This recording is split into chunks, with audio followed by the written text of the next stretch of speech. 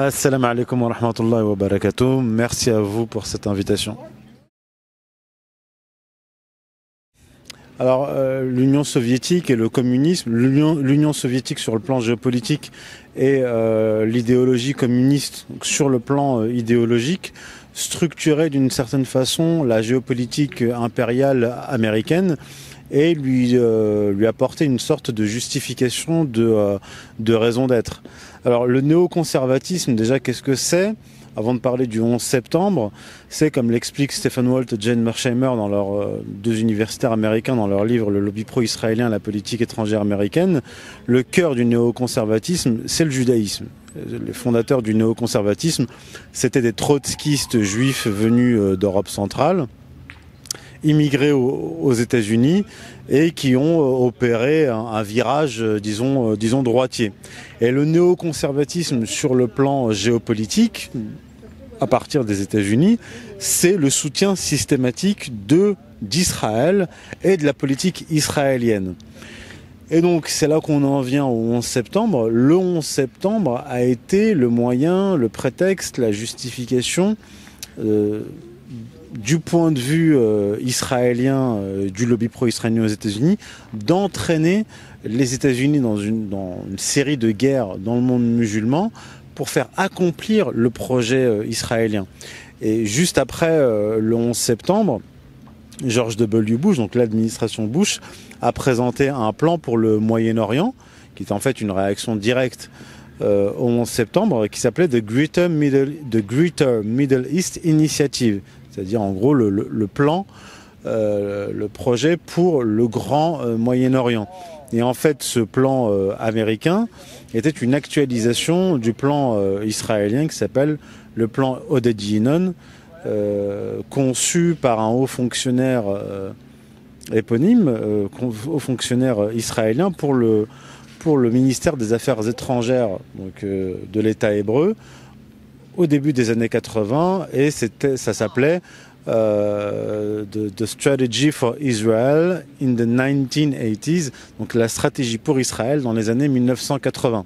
Et cette stratégie visait à faire éclater dans un premier temps, en priorité, les voisins ennemis d'Israël pour pouvoir étendre les frontières israéliennes et les faire éclater par des guerres civiles ethno-confessionnelles. Donc il prévoyait la création de plusieurs Syries, donc une Syrie éclatée en différentes régions ethno-confessionnelles, pareil pour le Liban, pareil pour l'Irak, mais même plus largement, du Maroc au Pakistan et pour le Maghreb, il prévoyait de faire éclater ces pays en fonction non pas d'opposition confessionnelle, parce que le Maghreb, mis à part en fait l'Égypte, est uniforme sur le plan confessionnel, donc musulmans sunnites, mais il s'agissait de créer des oppositions entre Imazirn et Arabes, berbères et Arabes.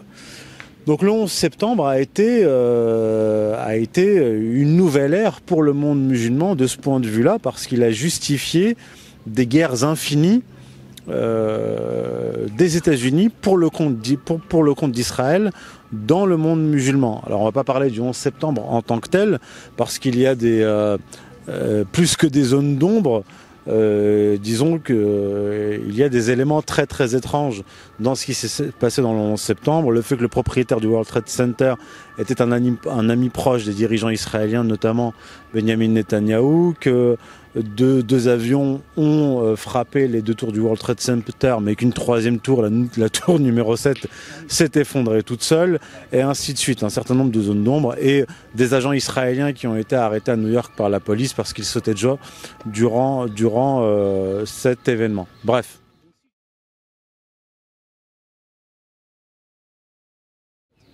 Il ne représente aucune menace et il n'y a pas de puissance musulmane, islamique, comparable à l'URSS, ni même à la Russie actuelle ou à la Chine actuelle. Depuis la chute du califat, depuis l'Empire ottoman, il n'y a plus de force musulmane, c'est-à-dire de puissance musulmane qui peut jouer un rôle majeur politique.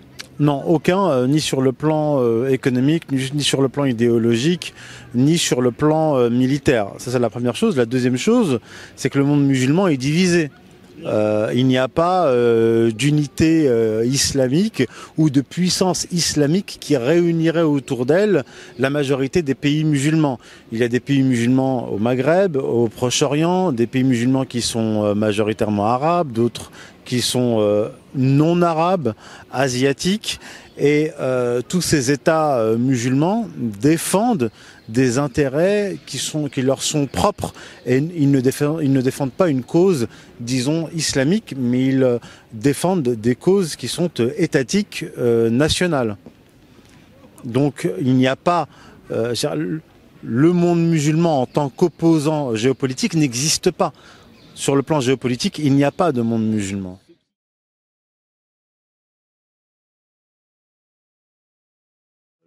Le terme de croisade n'a pas été choisi au hasard. C'était pour faire appel à une mémoire collective du monde occidental, d'attaque défensive, ce qui ne veut rien dire en réalité, du monde chrétien contre le monde musulman. Et pour m'établir en fait cette espèce d'opposition dialectique entre le monde occidental qui serait le monde des croisés et le monde musulman qui serait le monde des djihadistes entre guillemets. Alors que la réalité est beaucoup plus complexe parce que premièrement il n'y a pas de monde chrétien homogène. Il y a une puissance américaine qui est judéo-protestante, rien à voir avec le catholicisme et encore moins avec l'orthodoxie russe, première chose. Deuxièmement, sur le plan géopolitique, cette Amérique qui parlait de croisade entre guillemets était l'allié et est toujours l'allié de puissances pétrolières, disons, de pétromonarchie, d'obédience wahhabite, qui sont elles-mêmes en opposition à d'autres pays musulmans. Un exemple tout simple, par exemple, l'Arabie Saoudite et le Yémen. Oui. L'Arabie Saoudite qui s'acharne sur ces pauvres Yéménites. Et même dans la guerre en Libye, il y avait un camp, c'est-à-dire le camp occidental, l'OTAN, avec les États-Unis, bien sûr, la France, la Grande-Bretagne, alliés du Qatar, qui a envoyé d'ailleurs des mercenaires, alliés contre un autre pays musulman, à savoir la Libye. Donc la réalité de la géopolitique est bien différente. Et en plus de ça, il n'y a aucun rapport avec les croisades, parce qu'il ne s'agissait pas d'aller libérer des lieux saints du point de vue de l'Occident, mais d'aller détruire des pays musulmans accusés de crimes qu'ils n'ont pas commis, pour le compte d'Israël. Donc si on parle de croisade, il faut parler de croisade judéo-protestante et certainement pas de croisade chrétienne. Et en plus le contexte est totalement différent parce que l'époque des croisades, le déclenchement en fait des croisades, il y a eu plusieurs raisons, mais une de ces causes, ça a été l'expansion seldjoukide,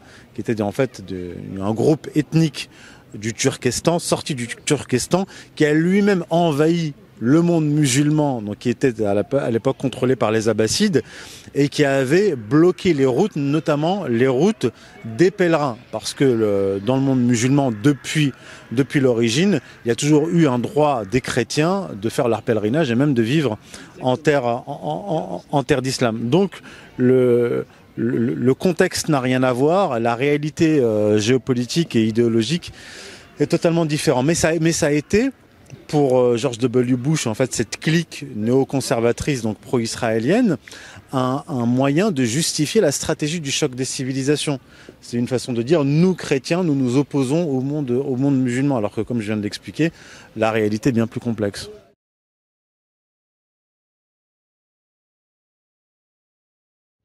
Alors, effectivement, pour commencer, le terrorisme n'est pas un fait islamique, parce qu'en islam, on ne peut déclencher une guerre, on ne peut mener une guerre que sous l'impulsion d'un chef politique, c'est-à-dire qu'il faut qu'il y ait un territoire islamique dirigé par un émir, par un sultan, par un calife, qui décrète la guerre. D'accord ? Donc, et il faut que cette guerre soit claire, donc, par la désignation d'un ennemi. Donc il faut que ce soit territorial. C'est d'ailleurs pour ça que le prophète, alayhi salatu wassalam, à l'époque, quand il était à la Mecque, il aurait pu déclencher une guerre civile. Or, il a refusé. L'autorisation de combattre ne lui a été donnée que lorsqu'il est arrivé à Médine. c'est-à-dire qu'il s'est délocalisé, s'est installé dans une autre ville, les Mécois l'ont attaqué, et d'ailleurs, pour protéger Médine, qui s'appelait en fait Yatrib, il est sorti de la ville pour ne pas impliquer les habitants de Yatrib, et il a combattu les Mécois sur un terrain, disons neutre.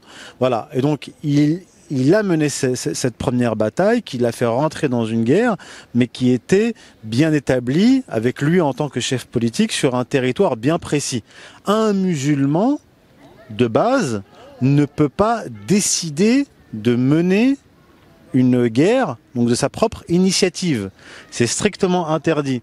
Sans parler des kamikazes, la tradition des kamikazes n'existe pas en islam, à part la secte des assassins, des hashishiyoun au Moyen-Âge, mais c'est vraiment une secte minoritaire, c'est très marginal, ce n'est pas du tout islamique, d'ailleurs c'est une branche hérétique du chiisme. Bref, donc en islam, on ne peut entrer dans une guerre que par décision politique. Ça, c'est la première chose.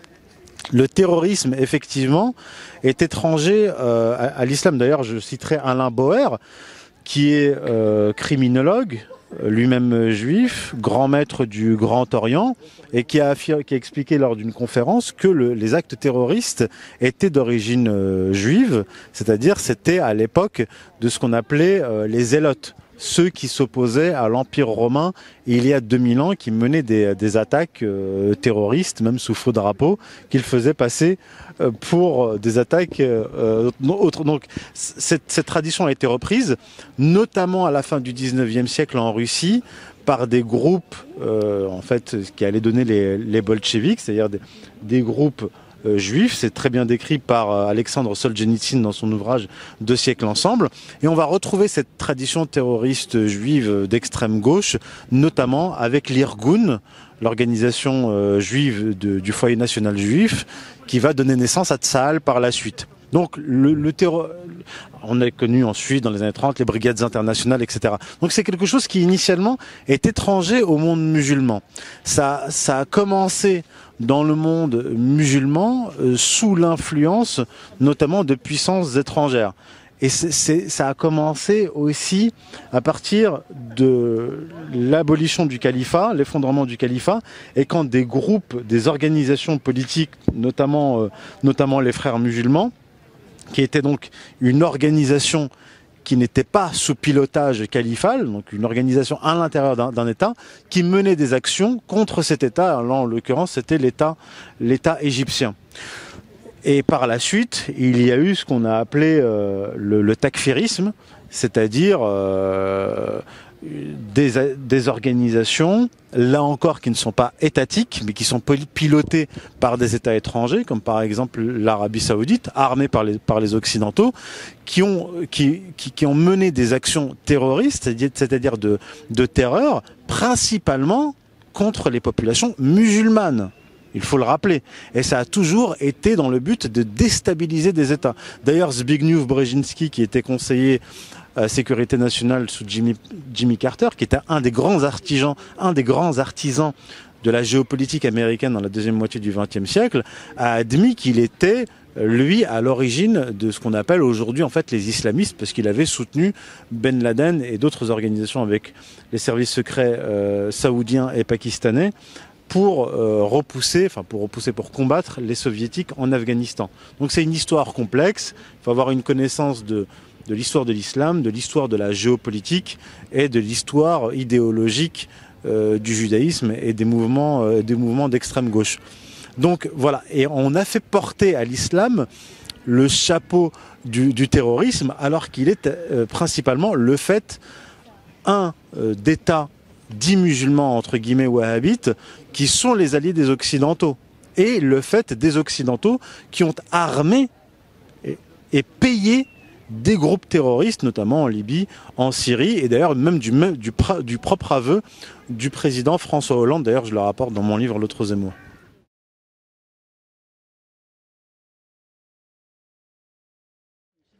Il faut ajouter une chose, c'est que le concept de guerre sainte n'existe pas en islam. Le terme djihad en arabe signifie effort. Ça peut être deux efforts. Ça peut être un effort spirituel, effectivement, un effort intérieur qu'on appelle djihad al-akbar, c'est-à-dire le grand djihad, et djihad al-asghar, c'est-à-dire le petit djihad, qui est un effort matériel, c'est-à-dire de combat contre l'ennemi. Et en fait, le concept de guerre sainte, si on veut traduire guerre sainte en arabe, ça serait harb al-muqaddasa. Or, ce concept n'existe ni dans le Coran, ni dans la tradition prophétique. On ne parle jamais de harb al-muqaddasa en islam. Ça n'existe pas. Et d'ailleurs, par exemple, pour citer un hadith, il y a un hadith qui dit, c'est une parole prophétique qui dit que le plus grand des djihads consiste à dire une parole de vérité contre un pouvoir tyrannique. C'est ça l'essence du djihad, notamment sur le plan politique.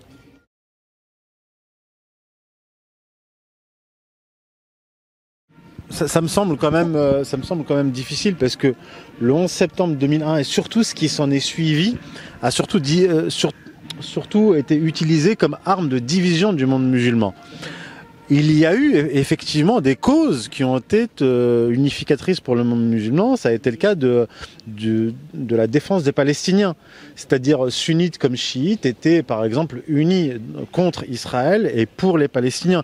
Même si sur le plan politique, il y a eu beaucoup d'hypocrisie dans le monde musulman, du point de vue des dirigeants musulmans, qui n'avaient pas vraiment à cœur de défendre ces Palestiniens qui devenaient de plus en plus gênants, notamment pour la normalisation avec Israël. Mais ce qu'il faut voir également, c'est que, par exemple, la guerre d'Irak a été effectivement un unificateur dans le monde musulman parce que on voyait une puissance extérieure s'attaquer à une population musulmane. Mais là où véritablement le monde musulman a été divisé, c'est quand les Occidentaux, les puissances occidentales, Israël et ses alliés, ont utilisé des groupes terroristes qui avaient une sorte de tampon de validation par des ulémas qui étaient en Arabie Saoudite. Je pense par exemple à Adnan Arur qui proposait de jeter aux chiens tous ceux qui s'opposaient au groupe terroriste. Je pense par exemple à Youssouf al-Qardawi au Qatar qui donnait une sorte de validation morale et religieuse à des groupes terroristes. Et là, ça a beaucoup divisé le monde musulman, les musulmans, parce que ces groupes terroristes étaient présentés par les Occidentaux et par les pétromonarchies comme des résistants à l'oppression de Kadhafi, de Bachar al-Assad, etc. Et donc ça a profondément divisé sur le plan politique le monde musulman, avec ceux qui seraient d'un côté du côté des rebelles, les combattants de la liberté, comme disait Tariq Ramadan, et ceux qui étaient du côté des méchants dictateurs. C'était pas le cas à l'époque quand ils ont attaqué l'Irak, alors que la majorité des musulmans n'étaient pas favorables à Saddam Hussein. Quasiment personne dans le monde musulman n'était favorable à Saddam Hussein, mais on voyait. Voilà, mais on comprenait que ce n'était pas une guerre menée à Saddam Hussein, mais c'était une guerre menée principalement à l'Irak, et que c'était le peuple irakien qui allait en être victime. Or, avec cette manipulation utilisant des groupes terroristes soi-disant musulmans, on avait une sorte de bipolarité, et il fallait choisir entre le tyran sanguinaire et les groupes rebelles. Alors qu'en réalité, il fallait simplement prendre position contre des agressions extérieures. Et beaucoup dans le monde musulman n'ont pas compris au départ qu'il s'agissait de groupes extérieurs parce que les agresseurs avaient une barbe, ils disaient Allahu Akbar et ils se présentaient comme musulmans.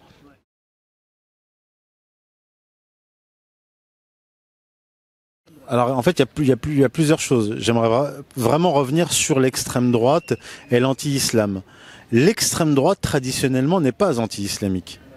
Si on prend la période Front National, le discours de Jean-Marie Le Pen n'était pas un discours porté sur l'islam, c'était un discours porté sur l'immigration. Et à l'époque, dans les années 80 par exemple, on parlait de la délinquance maghrébine. On n'associait absolument pas l'islam à la délinquance maghrébine. Ça, c'est la première chose. Si on remonte plus loin dans l'histoire, dans la tradition française, monarchique, etc. Il n'y avait pas de discours anti-musulman. D'ailleurs, les grands orientalistes français étaient souvent de tradition catholique et avaient un respect et une connaissance de l'islam. Je pense par exemple à Louis Massignon.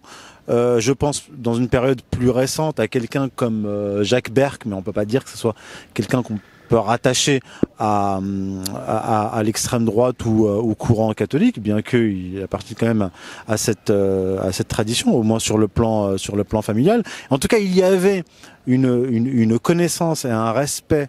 D'abord une connaissance, puis un respect du monde musulman par cette tradition-là. On sait que Louis Massignon, par exemple, était catholique. Et ce qu'on remarque aujourd'hui, c'est que il y a une méconnaissance de l'islam, c'est-à-dire toute la tradition orientaliste française a disparu, premièrement. Et deuxièmement, il y a une confusion. Mais c'est une confusion qui est entretenue par le judaïsme politique. Comme je vous l'ai dit, avec les néoconservateurs, qui ont focalisé sur l'islam. Et aujourd'hui, en France, on mélange délinquance et islam. Et même on va plus loin, c'est-à-dire quelqu'un comme Éric Zemmour va jusqu'à dire qu'en fait, la délinquance, les crimes, c'est du djihad, ça serait en fait une sorte d'islam appliqué. Alors que je lui dis, et je dis aux gens qui le suivent, si l'islam était appliqué, si la charia était appliquée dans les quartiers, il n'y aurait pas d'alcool, pas de dealers de drogue, et comme le disait un ami à moi, Aïssa de l'Axe de la Résistance, il y aurait beaucoup de rappeurs manchots. donc l'islam n'a aucune tolérance pour la délinquance. Par contre, le takfirisme, ça oui. Alors là, il n'y a pas de problème. Ça, c'est un autre point. Voilà, ça n'a rien à voir avec la sunna, avec la tradition musulmane et avec la loi musulmane. La loi musulmane est intransigeante là-dessus. Voilà. Maintenant, génération identitaire, c'est des petits jeunes, c'est des jeunes. Il y a une césure entre génération identitaire et l'extrême droite traditionnelle. Je vous renvoie à la fin du 19e siècle, dans les années 30. Vous prenez Maurras, par exemple. Maurras, quand il désignait l'ennemi politique, bon, bien sûr, il incluait la République, parce que d'abord, la République n'est pas l'ennemi de l'islam, dans un premier temps, historiquement. La République est l'ennemi du catholicisme, première chose.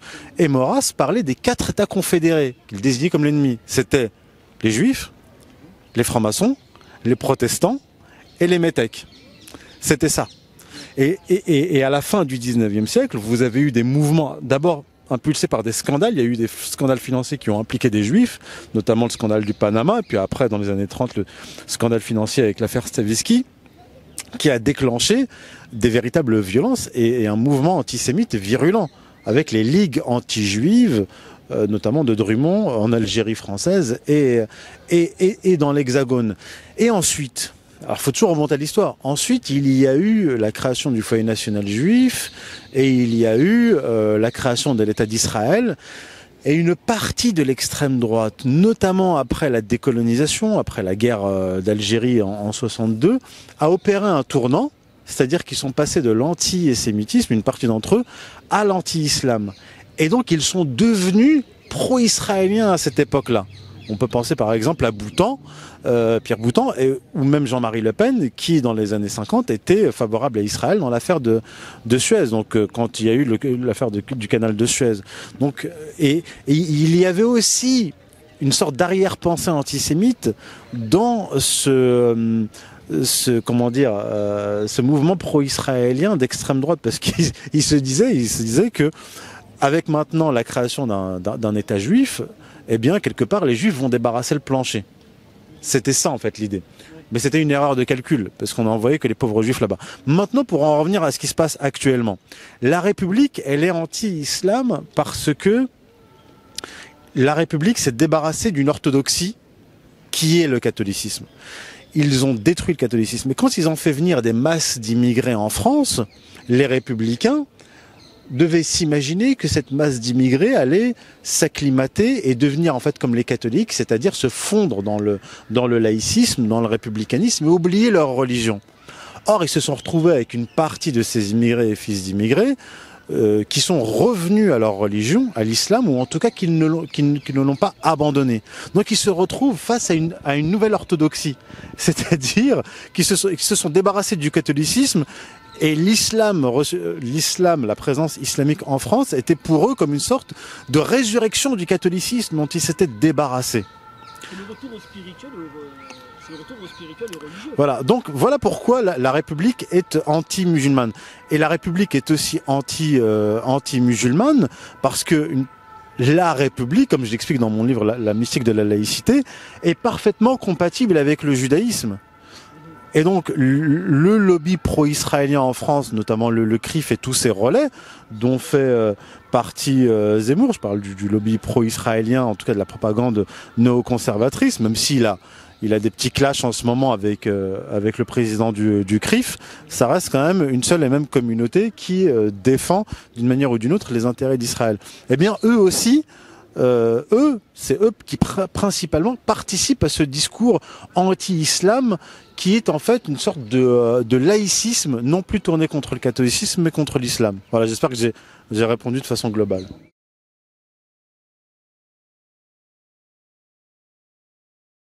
Il y a une opposition ontologique entre ces valeurs de gauche, d'extrême gauche, et l'islam. Et d'ailleurs, quand Éric Zemmour dit face à Alain Bauer sur CNews, face à l'info, je l'ai rapporté dans un de mes articles sur Stratégica, sur la question musulmane de la nation française, vous pouvez le retrouver sur stratégica.fr, je rapporte ses propos où il dit par exemple qu'il faut qu'il y ait une alliance entre la tradition catholique et la tradition des Lumières de la République et jusqu'à Charlie.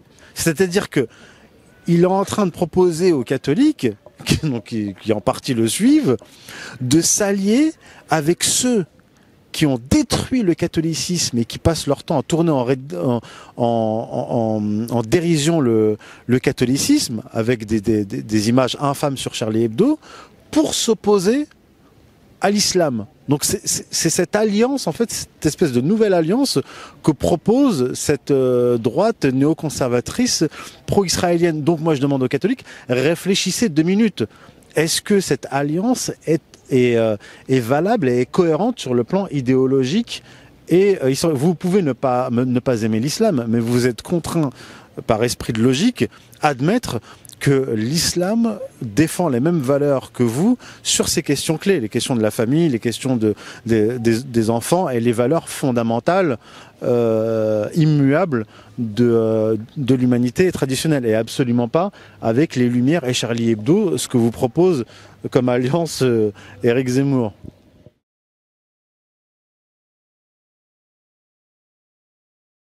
L'islamo-gauchisme n'existe pas. Moi, j'ai appelé ça le judéo-gauchisme. C'est-à-dire que il y a l'indigénisme, mais l'indigénisme, c'est pas de l'islamisme. L'indigénisme, c'est une sorte de discours revanchard post-colonial qui consiste à demander encore et toujours des réparations aux Français, pour faire court. Or, cette logique de réparation et de pleurnicherie, c'est pas dans la tradition musulmane. En islam, on n'a pas de mur des lamentations. D'accord ? Donc nous, on ne défend pas des valeurs de pleurnicherie et de demande de réparation. Seulement le pardon et la miséricorde. Voilà, et surtout, le Coran prône cela. Il prône une réconciliation avec ceux qu'on tenait pour ennemis à cause de leurs méfaits, et le Coran dit clairement que vous pourrez trouver de l'affection chez eux. Donc c'est cela que prône l'islam, c'est si vous voulez être pardonné par Dieu, commencez vous par être pardonneur. Donc il y a effectivement une alliance de l'extrême gauche et de l'indigénisme, mais ce ne sont pas des musulmans. Ceux qui sont à la tête de cela ne sont pas musulmans, ils sont plutôt de religion juive.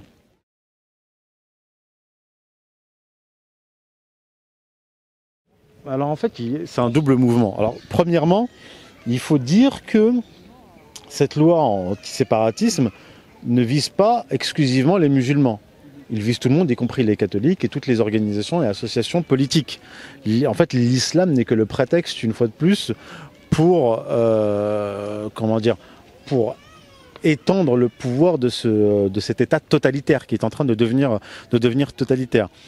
Et deuxièmement, en fait, pour les musulmans, c'est un peu une double peine, c'est-à-dire que les musulmans subissent de façon moins violente ce que les catholiques ont subi depuis la Révolution française et notamment au début du XIXe siècle, avec les lois de dissolution des congrégations, où les autorités envoyaient en fait donc leurs agents pour traîner par terre des prêtres, des membres des congrégations. Il y a plusieurs dizaines de milliers de membres de congrégations, donc des prélats catholiques qui ont dû quitter la France à cause de cela. Ils ont été dépossédés, les biens confisqués, etc. Donc ça suit un peu ce modèle en fait de mise au pas de la religion musulmane, comme jadis la religion catholique. Et deuxièmement, c'est un peu même beaucoup, un traitement de type colonial. C'est la double peine. C'est le traitement anti-religieux de la République anticatholique, plus le traitement de l'État colonial républicain dans les colonies vis-à-vis de l'islam. C'est-à-dire une gestion, une ingérence étatique dans les affaires religieuses musulmanes. Alors que ça, ils ne le font même pas pour le catholicisme. C'est-à-dire qu'ils ne s'ingèrent pas dans les affaires catholiques, ce qu'ils font pour les musulmans.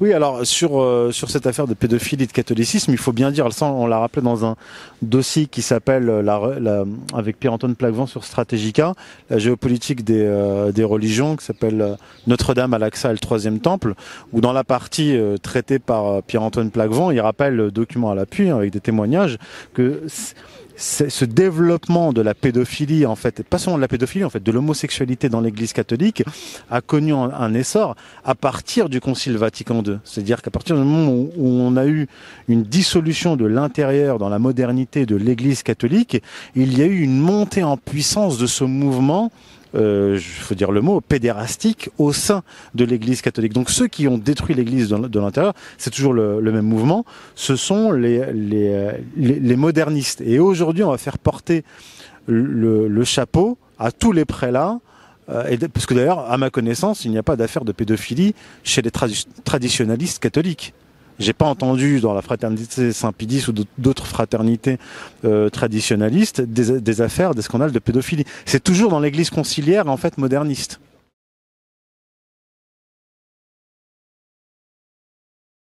Voilà. Déjà, première chose, il n'y a pas de communauté musulmane organisée française. D'accord. Il n'y a pas de communauté organisée. Ouais. Une communauté musulmane, mais il n'y a pas Et même quand on parle de communauté musulmane, je ne vois pas moi, concrètement, l'existence d'une communauté musulmane. Il peut exister des communautés musulmanes, ça oui, avec en nombre plus ou moins important, mais il n'y a pas une communauté. C'est-à-dire que la France n'est pas un pays confessionnel. Si vous allez par exemple au Liban, vous allez trouver une communauté musulmane sunnite, vous allez trouver une communauté chiite, vous allez trouver une communauté orthodoxe, etc. Mais en France, il n'y a pas une communauté musulmane. Vous avez une diversité déjà sur le plan national, ou même les enfants d'immigrés. Vous avez des musulmans marocains, tunisiens, algériens, vous avez des maghrébins, donc des marocains ingénieurs, qui travaillent dans le bâtiment, qui sont informaticiens, professeurs, etc. Donc il y a une diversité. Et en plus, quand vous discutez avec eux, ils n'ont pas de lien, ils ne ressentent pas de lien particulier avec les autres musulmans. C'est-à-dire qu'il n'y a même pas de communauté de destin, en fait, chez les musulmans de France. On peut le déplorer ou s'en réjouir, mais c'est ça la réalité. Alors il y a des organisations musulmanes, des organisations musulmanes qui peuvent prétendre représenter les musulmans. Mais les musulmans, dans leur majorité, ne reconnaissent pas ces organisations comme les représentants. Et encore moins des organisations de type Mosquée de Paris, chapeautée par le CRIF, etc. Et en plus de ça, on nous impose des figures qui sont médiocres et qu'on ne reconnaît pas, comme l'imam Chalgoumi, etc. Voilà, et même quand on nous impose, quand il y en a un qui s'impose, il est parachuté par les médias. Donc comme Tariq Ramadan par exemple. Ouais. Voilà, donc c'est des gens qui ont été imposés par le haut, mais qu'on n'a pas désignés nous, et en plus qui appartiennent à des organisations.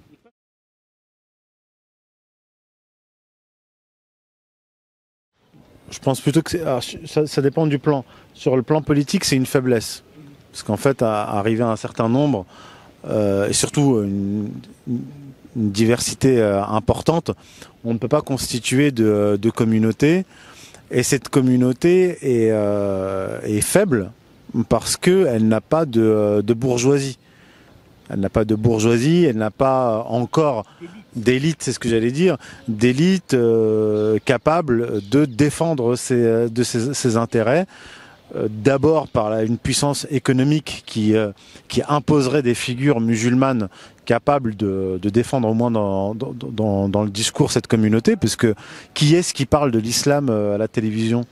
Je veux dire des membres du Grand Orient comme Mélenchon, ou alors des juifs comme Zemmour, comme Alain Finkielkraut, comme Bernard-Henri Lévy ou comme Claude Askolovitch, ou Edwy Plenel qui lui est marié à une juive. Enfin, je veux dire, il n'y a pas de musulmans. Je parle pas d'un musulman qu'on va faire passer à la télévision une fois tous les 6 mois ou qu'on va avoir tout le temps et puis qu'on va faire disparaître comme Tariq Ramadan.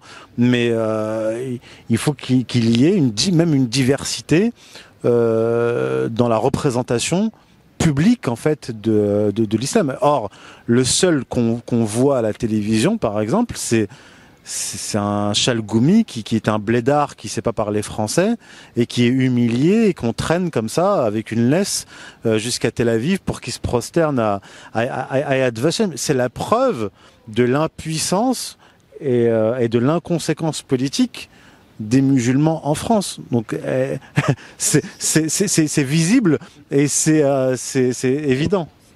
Ou alors c'est un humoriste, ou alors on va nous envoyer un humoriste.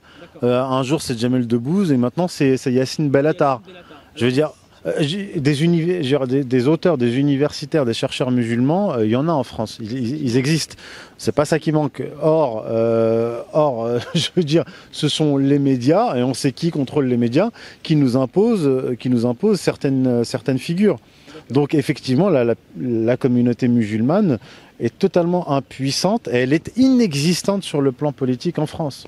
Et il ne faut pas confondre les pétrodollars de l'Arabie Saoudite et du Qatar qui arrosent des députés et les musulmans de France. Parce que ces gens-là, ces puissances étrangères ne défendent pas les intérêts des musulmans de France. Au contraire, toute leur action politique et idéologique va à l'encontre des intérêts des musulmans quand ils ne les font pas massacrer directement au Proche-Orient.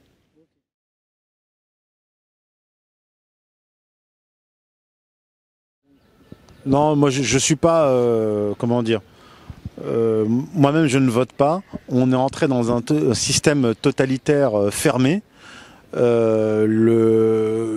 Donc aller voter ne sert strictement à rien.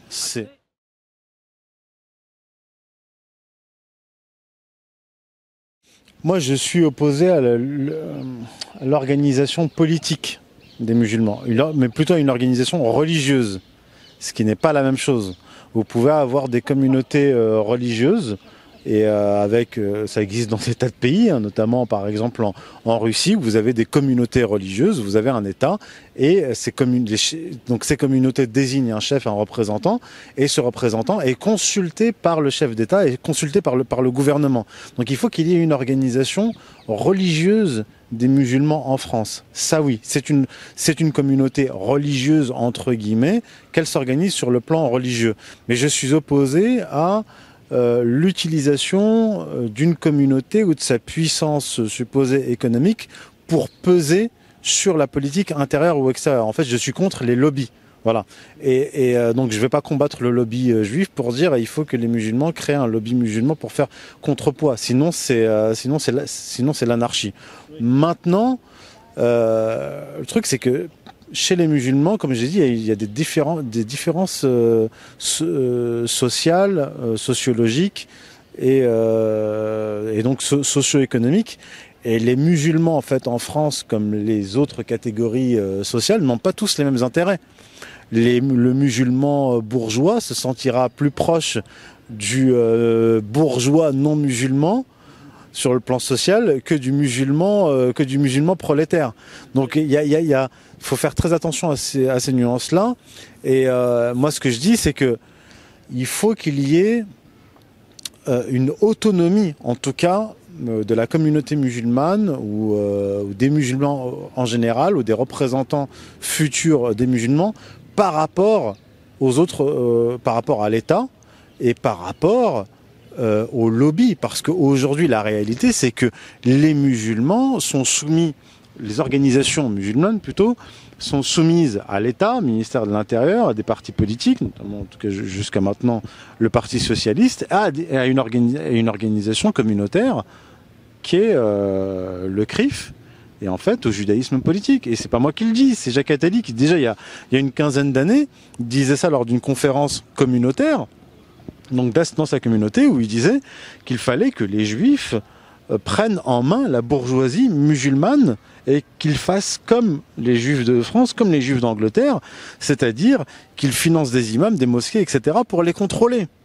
Donc déjà, il faut commencer par s'organiser avoir des organisations religieuses autonomes et sortir en fait de la domination d'autres communautés. Moi, je suis opposé à la création d'organisations musulmanes par l'État. Ce n'est pas à l'État français de créer des organisations musulmanes ou de les chapeauter. Parce qu'en fait, depuis l'ère Sarkozy, c'est surtout ça qui se passe. Et là, en fait, c'est une politique indigéniste. Non, il faut que les musulmans eux-mêmes s'organisent sur le plan religieux et qui créent des institutions, des centres de formation, etc. Et ça, c'est pas hors la loi que de le faire. Parce que ce qu'il faut dire aussi aux non-musulmans, c'est que si la communauté musulmane, tant est qu'elle existe, mais elle n'existe pas, en tout cas des membres de la communauté musulmane, des musulmans, si eux-mêmes ne s'organisent pas et ne s'autonomisent pas, ce sont des puissances étrangères qui vont le faire, notamment l'Arabie Saoudite et le Qatar, avec la complicité de l'État français. Faut rappeler qu'il y a des députés, des ministres français qui allaient à l'ambassade du Qatar pour recevoir des Rolex, pour refaire faire leur salle de bain, etc. Et il y a un véritable système de corruption. Donc ce qu'il faut faire, c'est contourner ce système de corruption qui soumet en fait l'État à des puissances étrangères et qui par suite soumet les musulmans de France à ces desiderata. Il n'y a pas d'autonomie. Il faut qu'on accède à cette autonomie religieuse et ne pas laisser des doctrines non islamiques qui se présentent comme islamiques s'imposer aux musulmans.